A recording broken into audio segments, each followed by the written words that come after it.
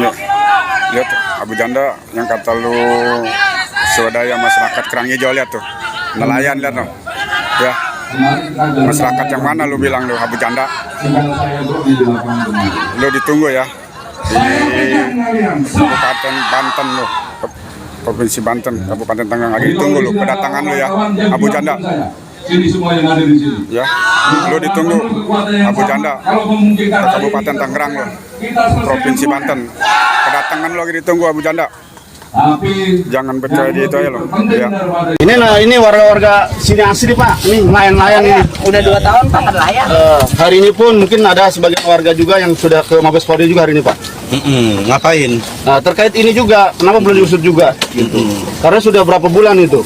Kami sudah ke ATR BPN pusat juga, bahkan sudah sampai ke KPK juga. Gitu. Kami hanya ingin ini tanah negara gitu. Kenapa nggak bisa diusut tuntas? Ini warga-warga sini asli Pak. Ini nelayan-nelayan ini. Udah 2 tahun Pak nelayan. Oh, udah 2 tahun. Pagar ini sudah lama Pak. Nggak bisa nelayan ya? Iya. Apa nyari pada rusak Pak? Ada rusak kena bangku. Saya yang baju Boro-boro mau belanja lagi Pak. Buat makan sehari aja repot. Boro-boro mau nantepin bambu. Itu pagar bukan swadaya masyarakat, melainkan pakai eskavator Pak. Oh, pakai eskavator. Eskavator, saya lihat sendiri Pak. Dapat tabut sendiri kalau bisa. Itu eskavator bukan swadaya masyarakat. Pembohongan publik. Ya, oke. Iya, kami minta usut tuntas saja. Ya, siap. Makasih. Ini karena udah setengah 12, tak ke masjid sholat Jumat ya, Pak. Makasih ya. Saya sekarang berada di daerah pagar laut sepanjang 30 km yang bikin heboh satu negeri. Mari kita tanya warga nelayan di sini soal pagar laut ini. Assalamualaikum. Waalaikumsalam. Izin nanya ya Pak, orang asli sini? Ya, asli sini. Ya, saya asli orang sini. Pekerjaannya? Nelayan Pak. Bapak? Nelayan. Itu pagar laut siapa yang bikin Pak? Ya kita Pak, warga sini Pak. Warga sini yang bikin? Iya. Terus modalnya dari mana? Ya, kita patungan para nelayan, Pak. Oh, jadi ini modalnya dapat patungan? Iya, Pak. Ya, dari patungan dari nelayan, Pak. Gimana cara bikinnya Pak? Kita pasang satu-satu dari pinggir, naik perahu, nyampe tengah. Oh, jadi bukan pakai beko ya Pak ya? Enggak, Pak. Naik pakai perahu, Pak. Oh, ke tengahnya pakai perahu. Jadi jelas ya guys ya, itu video beko itu hoax. Saya udah cek, itu video beko itu adanya di Bekasi, bukan di sini. Berapa lama jadi sampai tengah gitu Pak? Ada 5 tahunan, Pak. Kita nyicil pelan-pelan nyampe kelar. Oh, jadi ini ngebangun sampai tengah ini udah ada 5 tahun? Udah ada, Pak, 5 tahun, Pak. Jadi jelas ya, yang bilang ini pagar laut ini sebulan jadi itu hoax. Ada pesan-pesan yang mau disampaikan Pak? Ada dengan Bapak kita Presiden, Pak Prabowo. Ini bambu kita bikin capek-capek, tolong jangan dihancurin karena sangat berguna. Jadi Pak Prabowo beserta jajarannya jangan termakan hoax pagar laut ini milik PIK 2 atau milik Agung Sedayu ya Pak. Pagar laut ini saya bisa pastikan milik nelayan warga sini Pak. Yang bilang pagar laut ini milik Sembilan Naga itu provokator Pak. Niatnya mau rasis ke warga minoritas dan mau adu domba bangsa. Ditangkapin aja tuh Pak orang yang bikin gaduh kayak gitu Pak. Jadi yang hoax itu sebenarnya siapa gitu kan? Nih saya kasih tahu ya. Itu Permadi Arya itu syutingnya di Tanjung Kait. Jauh dong ya. Jauh. Di tempat makan. Itu ada orang, 5 orang diajak makan-makan, dikasih duit 100.000 buat ngaku-ngaku sebagai nelayan begitu. Ya, dikira kita nggak tahu kali. Woi, nelayan Banten tuh pinter-pinter. Nih saya kasih tahu ya. Abu Janda atau Arya Permadi atau siapalah. Ya. Nih Banten nih bos. Ente jangan begitu datang ke Banten selama sebelum kayak maling. Izin dulu dong. Bikin konten-konten begitu. Nggak suka, ketemu sama saya di sini di Mau. Habis nonton cuplikan bocor Alus Tempo dan perbincangan yang rame di X, aku terus cek website Bumi ATR BPN. Kayak gini nih hasilnya. Kita langsung aja ke Desa Kohot, Kabupaten Tangerang, terus kita arahkan ke arah laut, dan kita klik, nah ini, hak guna bangunan. Kita klik peta Google, dan ini, laut nih, laut. Dan yang lebih bikin shock lagi nih setelah aku cek Google Earth ya, itu pagar udah ada sejak tahun 2022. Kalau dari citra historis Google Earth, pagar ini tuh udah terpotret satelit sejak Agustus 2022. Kalau ini tangkapan satelit terbaru nih ya, 2024, kita mau lihat lebih dekat. Nih, lihat. Kalian lihat nggak sih? Ada kotak-kotak. Udah di bidang-bidang, udah di petak-petak. Makanya ada sertifikatnya per bidang tanah. Dan apa? Sertifikat hak guna bangunannya itu udah terbit sejak 2023. Kalau kata Menteri ATR Nusron Wahid, pemilik hak guna bangunan itu adalah PT Intan Agro Makmur dan PT Cahaya Inti Sentosa. Kalau kita cari PT Intan Agro Makmur di Google itu nggak ketemu. Tapi kalau kita cari PT Cahaya Inti Sentosa, ini dia. Ternyata PT Cahaya Inti Sentosa itu adalah salah satu perusahaan yang telah diakuisisi oleh pengembang PIK 2. Jadi, siapa bilang pagar laut tidak berhubungan dengan PIK? Bohong besar.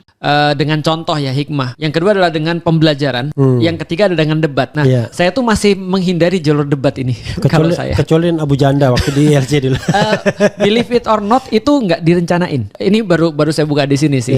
Waktu itu saya bilang pada tim di TV, saya itu cuma mau datang kalau saya lihat itu kondisinya bagus. Dan salah satu kondisi yang nggak bagus adalah saya tuh malas memberikan panggung pada orang-orang yang bermasalah. Jadi saya udah nanya ini siapa aja yang hadir nih. Nah, dan nggak ada nama yang dimaksud. Maka saya mau. Begitu saya datang ada. Jadi ya udahlah. Saya tidak mendefinisikan diri saya sebagai seorang pendebat ya, atau tidak mendefinisikan diri saya sebagai seorang apologet kalau misalnya dalam agama Kristen, atau di dalam agama Islam adalah seorang misalnya terkait dengan isu perpindahan agama. Oke. Kan convert, tapi ada yang bilang revert, ya kan? Ustadz masuk wilayah itu nggak? Walaupun saya tahu Ustadz juga mualaf. Soalnya ini kan ngeri-ngeri sedap nih. In the name of Pancasila, ya kan? On behalf negara yang toleransi dan lain sebagainya. Itu masuk wilayah itu nggak, Ustadz sekarang? Kalau saya lihat kebebasan beragama itu termasuk yang dijamin di dalam Indonesia. Artinya dalam orang bebas gitu konstitusi orang bebas memilih agama apa saja. Nah, namun balik lagi kalau saya salah tolong dibenerin ya Prof ya. Kalau saya nggak salah agama itu kan termasuk salah satu bagian daripada sumber hukum ya, daripada di Indonesia, sumber hukum positif. Ya nggak sih? Atau pertimbangan agama gitu. Bukan. Jadi yang namanya sumber hukum itu ada macam-macam, ya kan? Nah, salah satunya norma. Nah, norma itu ada norma agama, ada norma masyarakat, ada norma masyarakat, budaya ya gitu ya. Nah, berarti bisa dimasuk dalam pertimbangan gitu ya? Ya, bisa. Dia bisa jadi hukum ketika diadopsi oleh hukum negara. Misalnya dalam undang-undang, contoh undang-undang zakat gitu kan. Oh itu diadopsi. Ya, diadopsi dan menjadi norma agama, undang-undang haji. Nah, berarti kalau gitu kita bisa lebih mudah mendefinisikan kalau gitu kebebasan beragama ini kan dijamin di Indonesia misalnya. Artinya kalau nggak salah yang nggak boleh itu adalah secara aktif mengkampanyekan agama pada orang yang sudah beragama, itu yang nggak boleh ya. Kalau saya yang saya nggak salah ya. Jadi memaksa lebih tepatnya. Itu kan nggak boleh ya. Kalau menyampaikan nggak ada masalah. Nggak ada masalah ya. Dakwah nggak ada masalah. Yang tidak boleh itu adalah memaksa. Nah, kalau begitu lebih mudah lagi. Berarti sebenarnya kalau soalan agama di Indonesia tergantung kuat-kuatan siapa yang bisa mempromosikan apa gitu. Iya, harusnya bukan begitu kan. Iya betul. Jadi kita ini kan cenderung menghindari konflik tapi bukan mengelola konflik kan. Benar. Gitu. Padahal konfliknya itu masih ada. Konfliknya masih ada. Betul. Makanya perasaan saya ya, di zaman dulu nggak ada tuh masalah toleransi beragama. Kita tinggal di Palembang kita baik-baik saja. Iya. Kan, ya? Kita bahkan candaan-candaan kita kan lebih parah daripada sekarang. Kalau candaan kita zaman dulu dipakai sekarang, Prof, bisa masuk penistaan agama tuh, Prof. Iya, penistaan agama atau ujaran kebencian. Atau perbuatan tidak menyenangkan ya. Tapi yang paling gampang tuh ujaran kebencian yang berbasis sara. Oh iya, betul. Makanya. Tapi begini, kembali pada pertanyaan saya, Ustadz masuk wilayah itu enggak? Maksudnya masuk wilayah itu? Kayak Kohdondi gitu-gitu. Oh, masuk pembahasan wilayah itu. Iya. Kalau saya sih lebih kepada enggak sih, karena gini. Enggak, ya? Saya lebih kepada gini. Kan ada 3 untuk menyampaikan agama Islam. Pertama adalah dengan menjelaskan, dengan dengan contoh ya, hikmah. Yang kedua adalah dengan pembelajaran. Yang ketiga adalah dengan debat. Nah, saya tuh masih menghindari jalur debat ini. Kalau saya. Kecuali Abu Janda waktu di LC dulu. Believe it or not, itu nggak direncanain. Nggak direncanain. Jadi waktu itu ini baru saya buka di sini sih. Waktu itu saya bilang pada tim di TV, saya itu cuma mau datang kalau saya lihat itu kondisinya bagus. Dan salah satu kondisi yang nggak bagus adalah saya tuh malas memberikan panggung pada orang-orang yang bermasalah. Jadi saya udah nanya ini siapa aja yang hadir nih. Nah, dan nggak ada nama yang dimaksud. Maka saya mau. Begitu saya datang ada. Jadi ya udahlah. Jadi artinya saya bilang ya udahlah, namanya juga sudah kejadian ya. Tapi kalau saya secara Tapi pribadi, believe it or not juga itu yang paling viral sampai sekarang. Iya. Puluhan juta yang nonton. Ya, makanya. Artinya kalau saya sih saya tidak mendefinisikan diri saya sebagai seorang pendebat ya, atau tidak mendefinisikan diri saya sebagai seorang apologet kalau misalnya dalam agama Kristen, atau di dalam agama Islam adalah seorang misalnya penjelas agama ya, kepada agama lain. Saya sih belum masuk ke ranah itu sih. Kan biasanya kan orang ketika dia convert itu ada alasan macam-macam. Betul. Alasan dia tahu betul agama semulanya. Benar. Dan dia menemukan keanehan-keanehan, lalu dia cari perbandingannya kayak Kodondi kan. Betul. Tapi ada orang yang tidak pernah tidak pernah mempraktekkan agamanya. Tiba-tiba masuk nilai baru dan dia tertarik dengan nilai baru itu. Benar. Tanpa ada perbandingan. Nah, Ustadz yang mana? Saya termasuk yang kedua kayaknya. Oh, yang kedua. Karena itu Ustadz nggak pernah bicara tentang agama sebelumnya. Benar. Ya. Kalaupun saya berbicara tentang agama sebelumnya, hanyalah pengalaman pribadi. Ya, saya contoh bukan ilmu yang dipelajari secara sungguh-sungguh. Betul. Makanya kemarin ada protes kan, oh Felix ini salah kamar. Loh, saya tuh cerita pengalaman saya. Saya cerita kenapa saya memilih Islam. Ya. Nah, pasti ada berkaitan dengan yang tadi. Berarti itu yang kemudian saya katakan bahwa saya bukan seorang ilmiah, saya lebih tertarik kepada Islam ketimbang dengan agama yang lama. Bukan karena perbandingan ya. Betul. Tapi fun fact, Prof, saya ketika masuk agama Islam, saya merasa bahwa Islam tuh kayak beda dengan agama Katolik, agama saya yang lama. Oke. Tapi semakin lama saya mempelajari agama Islam, saya semakin yakin bahwa saya ini dari sumber yang sama. Oke. Contoh misalnya Prof ya, contoh yang sederhana. Dulu kan kita anti banget nih, wah dia dibaptis nih.